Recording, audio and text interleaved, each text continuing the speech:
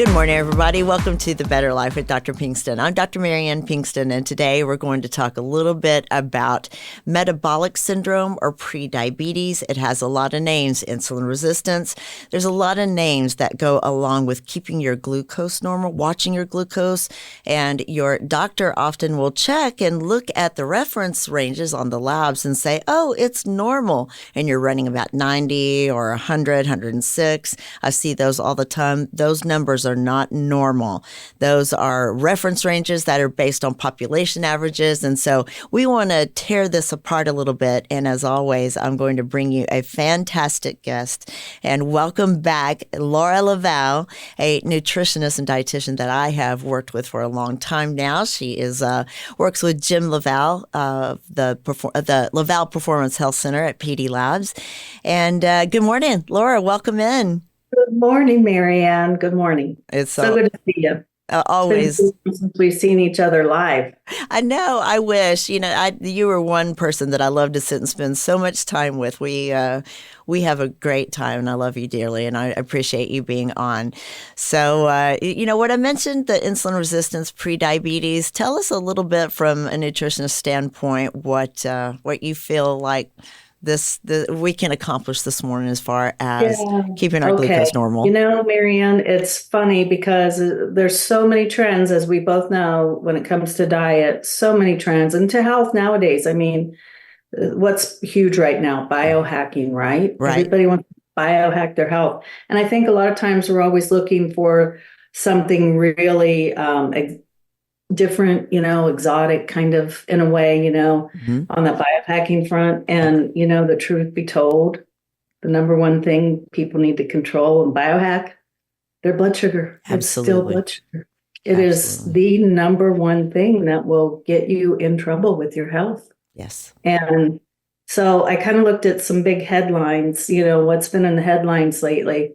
Another new study came out showing, and this is really good for the biohackers. So find your blood glucose number and see where you are in the march from a perfect blood sugar at like 84, 85 to being pre-diabetic at 100 or diabetic at 125. Right. See where you are in that scale, right? Right. So, physicians are out there fighting all these issues, right? So what's one of the big issues we're fighting today? Ultra-processed foods. Yes.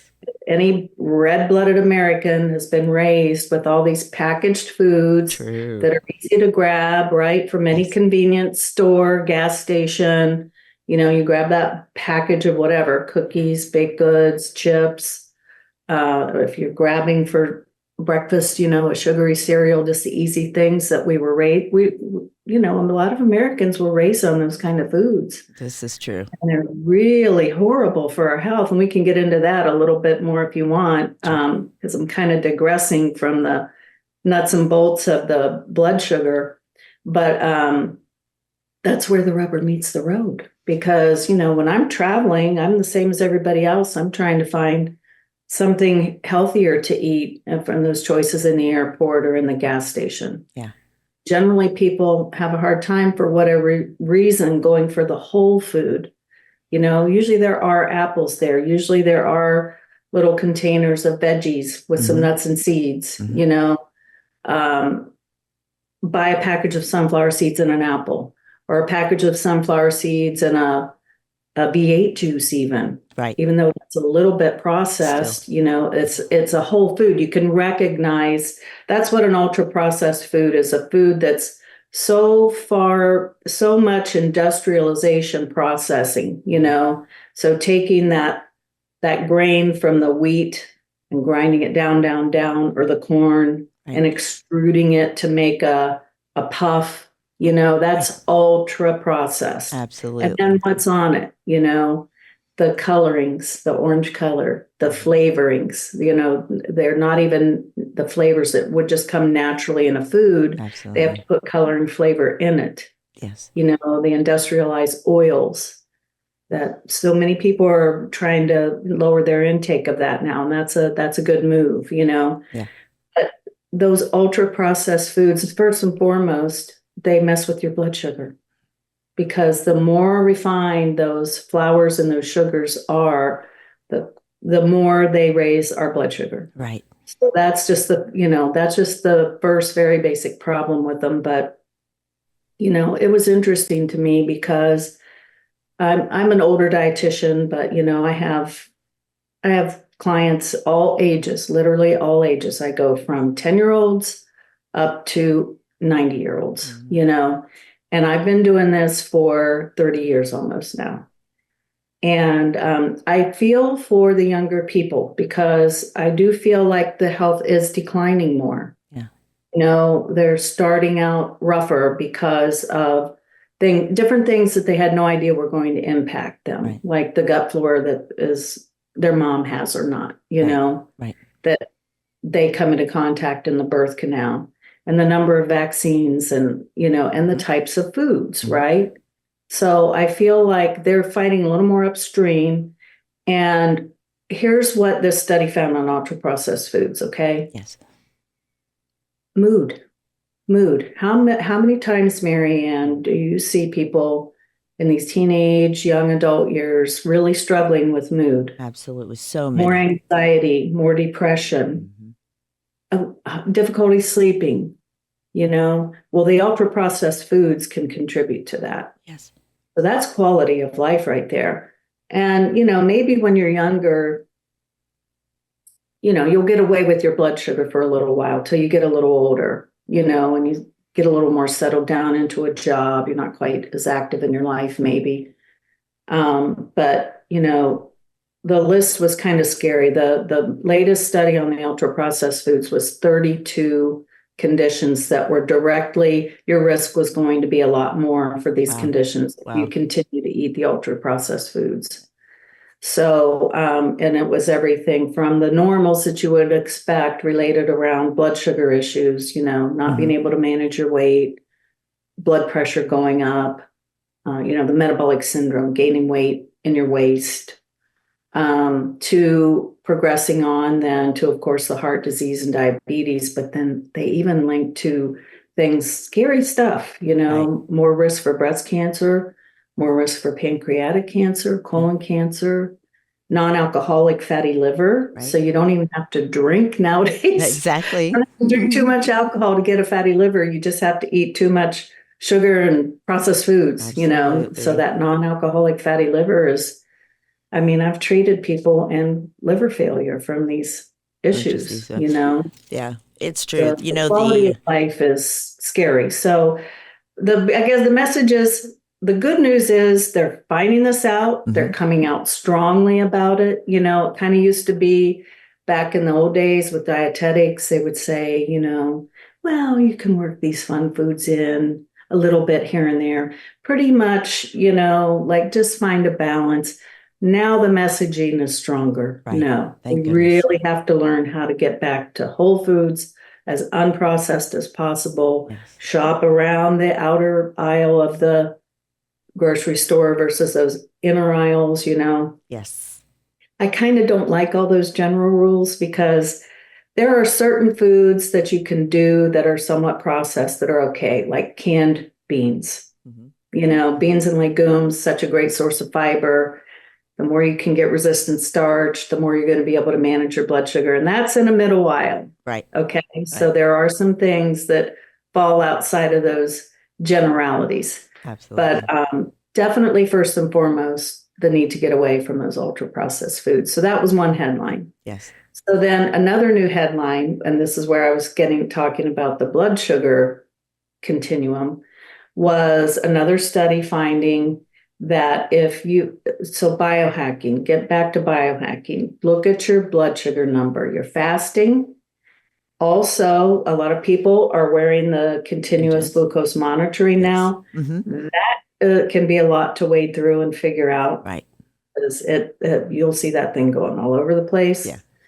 I'm not against them. I just, it's hard to wade through it to figure out where you're at and when. Yes. But so sometimes it might be simpler just to get that little glucometer and take a morning fasting and take what your blood sugar is after you eat a typical meal of the food you eat. 2 hours. That's called 2 hours postprandial. So a lot of people will be okay on their fasting, but they find that they really spike higher than some other people after they eat. Correct. So that's what you're trying to find out. How does your body tolerate carbs? Yes. So what did the study find? We had a big Kaiser Permanente study that we've cited for years. It was from years and years ago.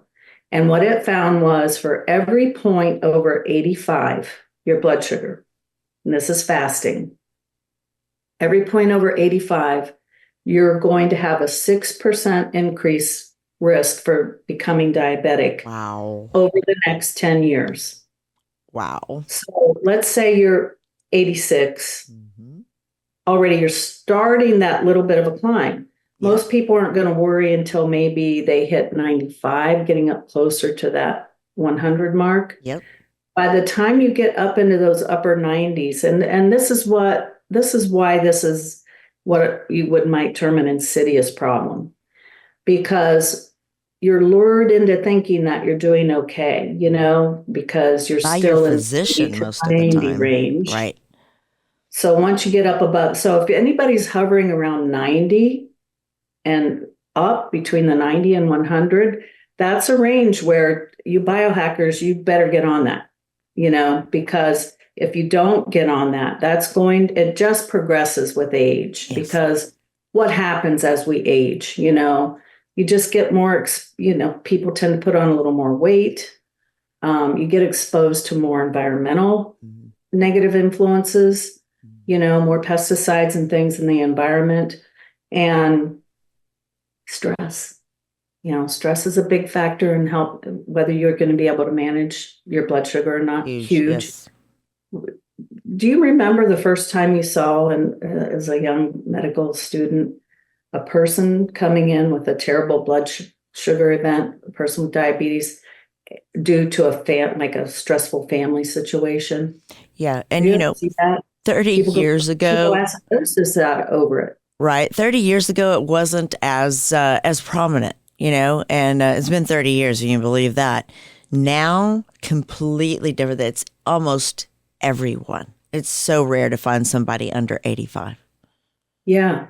So rare. So I'm just saying, even the impact of stress affects your ability to manage your glucose. Yes. So if you get older and you get into more responsibility and, having to keep up with work and finances, yes. Your financial situation, all these things can be stressful, your relationships, and so why I'm mentioning it is because all those things impact blood glucose. So as you get older, the tendency is for that blood glucose to go up because there's so many things impacting that. Yes. And so what do you do? So if I had $5 for every time somebody came to me and said, well, how much carbs should we eat?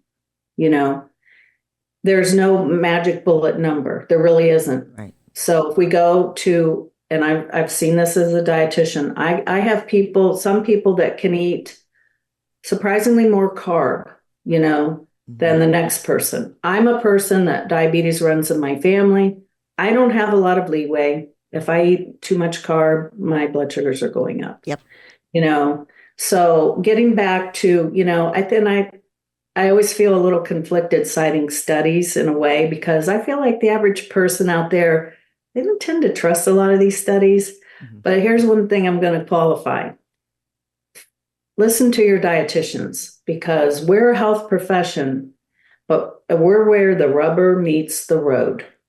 Yes. We're down in the trenches with the people, and we're trying to help them figure out this diet thing, right? And we see, so everything I go off of, I'm going off of 30 years of experience, and I've changed with the times because I've had to, Yes. Well, back in the day when we were doing meal plans for people with diabetes, we had this little, prescription in a way, and we put how many starchy foods per day they could eat, how many servings of protein, how many vegetables, how many fats. Mm-hmm. And back when I first started, it was very rare to have to put a person with diabetes on the starchy foods and the fruits. Oh, they could easily eat, 8, 10 a day servings. Now the serving size is small. So let's say you have a cup of mashed potatoes. That's 2 servings. That's a lot of mashed potatoes. It is. It is. Nowadays for people, like that's a nice size hunk. So that's a change that I've seen over the years. People have had to keep ratcheting down on their carb to be able to manage it. Absolutely. And now they're going to the extremes, with the carnivore and the keto diets, Yes. and that ended up not being a good move because that takes there's a real important gut hormone called GLP-1 that keeps your body dealing with the carbs. And when you don't have fibers from foods, from plants and from whole grains and from beans and legumes, that GLP-1 production goes down. Right. So it's working against you and it's making you even less tolerant of those carbs. Right.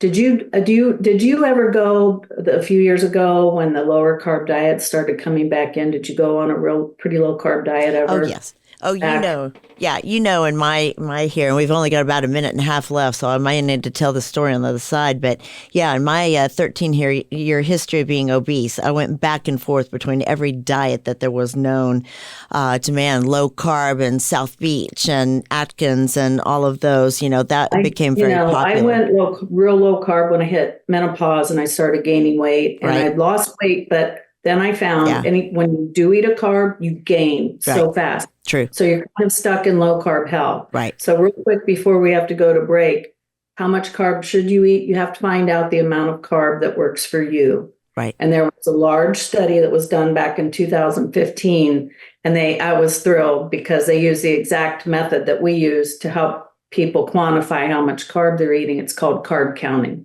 And I can give you the link for a free carb counting tool on our website as well. Please. So get familiar with those high glycemic carbohydrate foods. Yes. And you sort of start with like an Atkins approach where you might go down to only 1 or 2 servings a day. For a You're little eating while. mostly your proteins, your vegetables, your healthy fats. Sure. And then you slowly work your way up and you find, okay, this is what keeps my weight in a good spot, and this is what keeps my blood sugar healthy. Absolutely. And we're going to talk 3, more about 4 servings a day for some people, and it might be 6 or 8 for others. Exactly. Laura, we're going to talk about that. We need to on the other side here. We're going to take a short break and talk more about it, and then talk a little bit about the Laval Performance Health Center, too, and some supplements as well. We're going to take a short break. Be right back.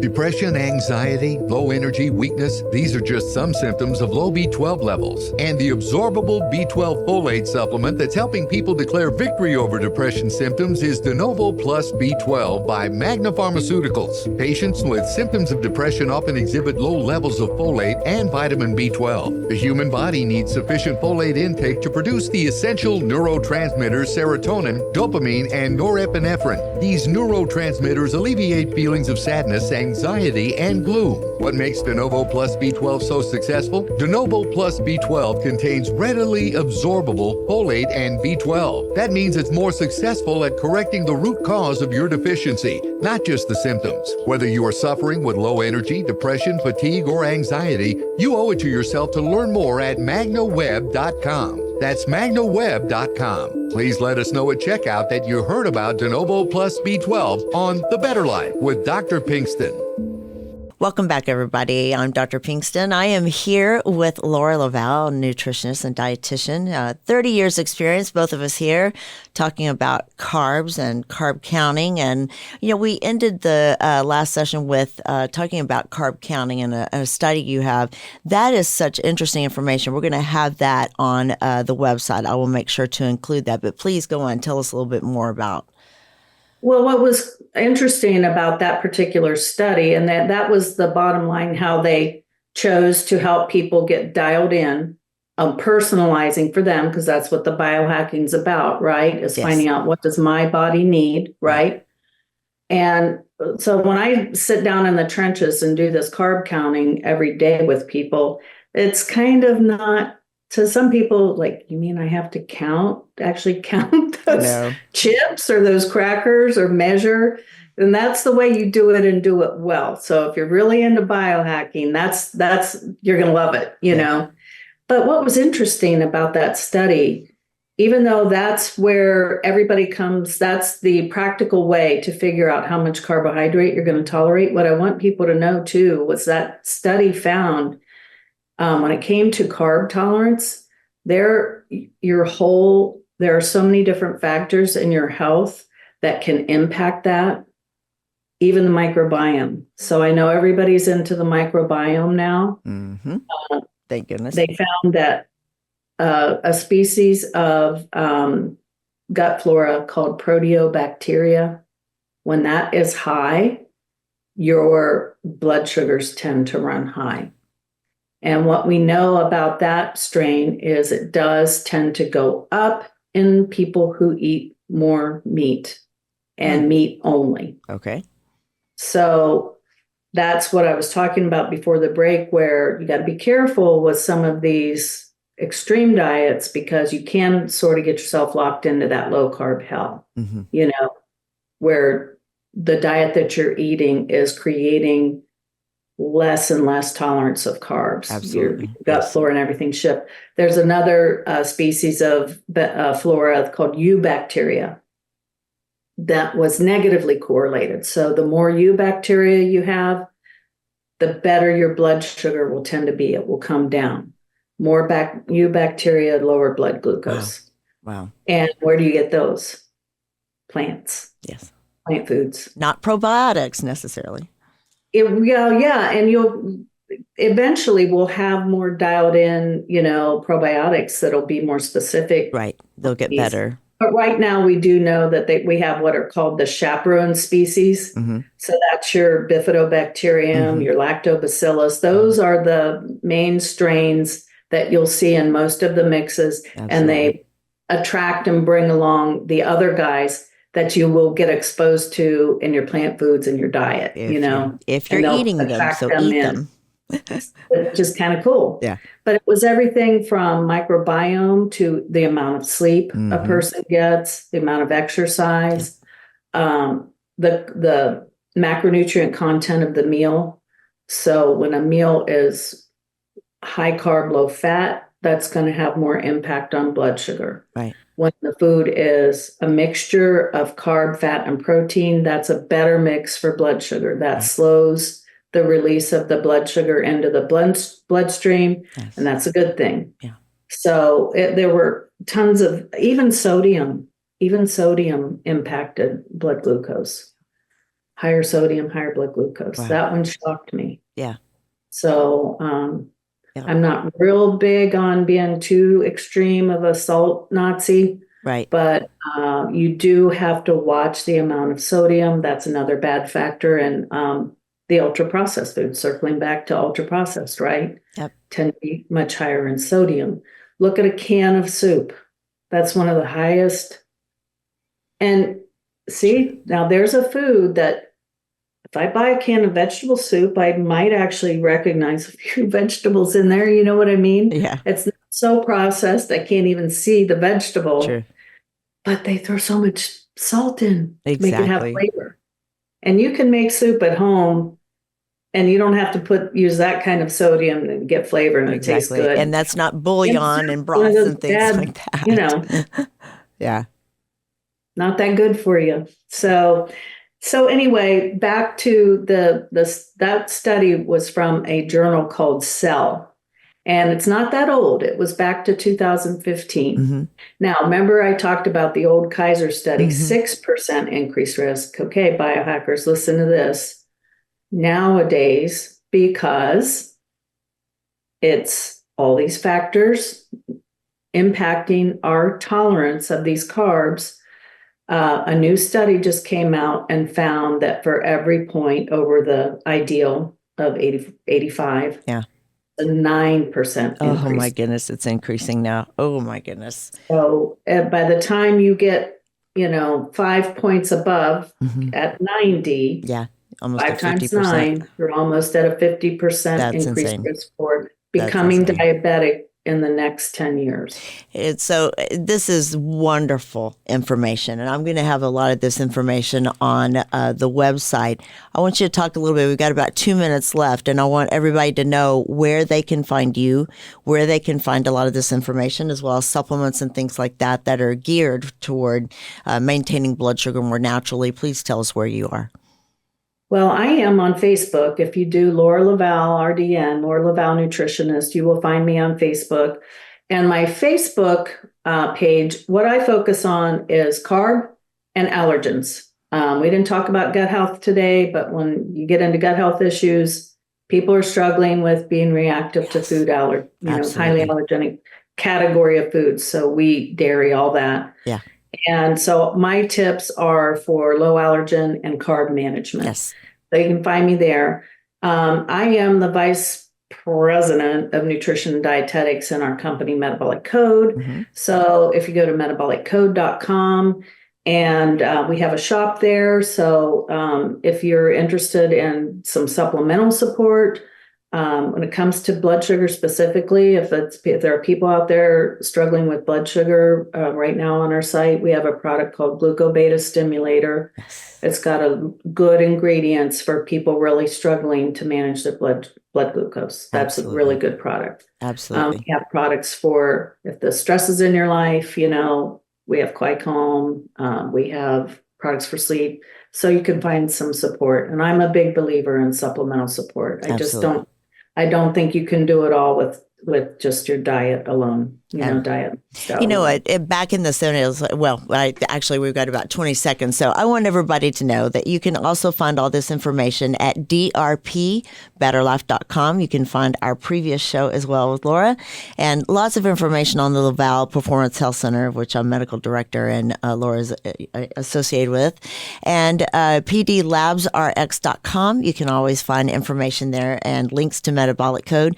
Laura, thank you so much for being on. I'm sorry to cut all this off. Great information. I appreciate you very much. It's fun. Thank you. Everybody have a great week out there.